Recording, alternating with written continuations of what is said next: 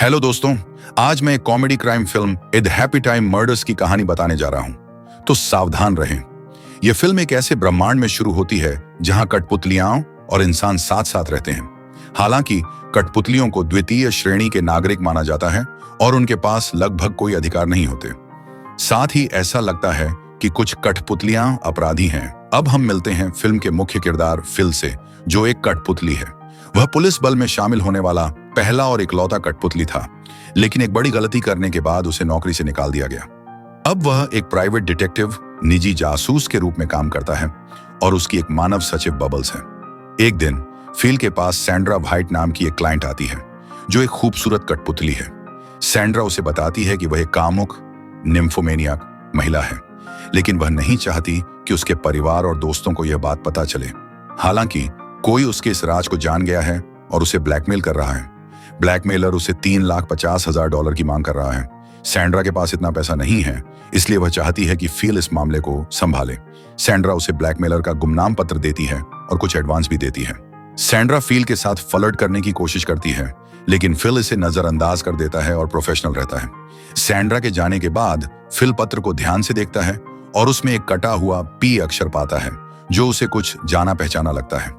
उसे याद आता है कि उसने यह अक्षर अपने दोस्त विन्नी की पोर्नोग्राफिक मैगजीन की दुकान में देखा था। इसके बाद फिल विन्नी की दुकान पर जाता है, जहां उसे विन्नी को ऑक्टोपस और गाय के साथ एडल्ट फिल्म शूट करते हुए देखता है। यह देखकर फिल को घिन आती है और वह विन्नी से कुछ मैगजीन्स मांगता है ताकि वह पत्र के फॉन्ट की तुलना कर सके। जांच करने पर फिल पाता है कि फॉन्ट एक मैगजीन से मेल खाता है। अब उसे यकीन हो जाता है कि ब्लैकमेलर विन्नी के ग्राहकों में से ही कोई है। फिल विन्नी से ग्राहकों की सूची देखने का अनुरोध करता है और विन्नी उसे अपने ऑफिस में जाने को कहता है। रास्ते में फिल की मुलाकात उसके पुराने दोस्त बम्बली पैंट्स से होती है, जो एक कठपुतली खरगोश है। बम्बली पैंट्स 90 के दशक के लोकप्रिय sitcom the happy time gang में काम करता था, लेकिन अब वह एडल्ट स्टोर्स में ही दिखता है। थोड़ी देर बाद जब फिल रिकॉर्ड देख रहा होता है, तो एक काला सूट पहने हुए अज्ञात व्यक्ति दुकान में बंदूक लेकर घुसता है। वह बम्बली पैंट्स की हत्या करने की कोशिश करता है, लेकिन विन्नी तुरंत अपनी बंदूक निकालता है। दुर्भाग्यवश हमलावर विन्नी को गोली मार देता है और ऑक्टोपस और गाय दोनों के सिर उड़ा देता है। अंत में वह बम्बली पैंट्स को बेरहमी से मारता है और दुकान से भाग जाता है। इस दौरान फिल ऑफिस में होता है और तेज संगीत की वजह से गोली चलने की आवाजें नहीं सुन पाता। कुछ देर बाद जब फिल बाहर आता है, तो वह दुकान को पूरी तरह बर्बाद और लोगों को मरा हुआ दिखता है। पुलिस भी जल्द ही आ जाती है और फिल का सामना कोनी एडवर्ड्स से होता है, जो एक प्रसिद्ध जासूस है और कभी फिल की पार्टनर हुआ करती थी।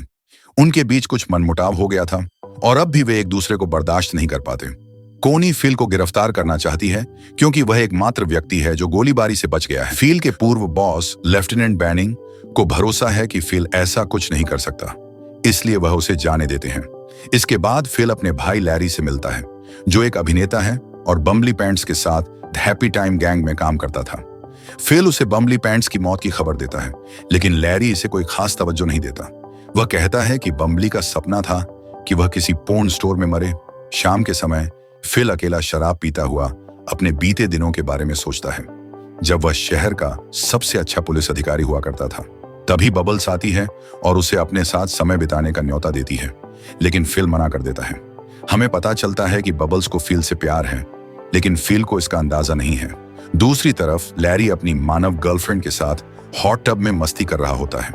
वह उसे हैप्पी टाइम गैंग की रैप पार्टी की पुरानी रिकॉर्डिंग दिखाता है, जिसमें फिल और कोनी भी होते हैं। थोड़ी देर बाद लैरी की गर्लफ्रेंड ड्रिंक लेने जाती है और लैरी को हॉट टब में अकेला छोड़ देती है।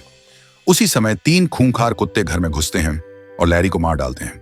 उसकी गर्लफ्रेंड यह देखकर डर जाती है, लेकिन वह कुत्तों को रोकने में नाकाम रहती है।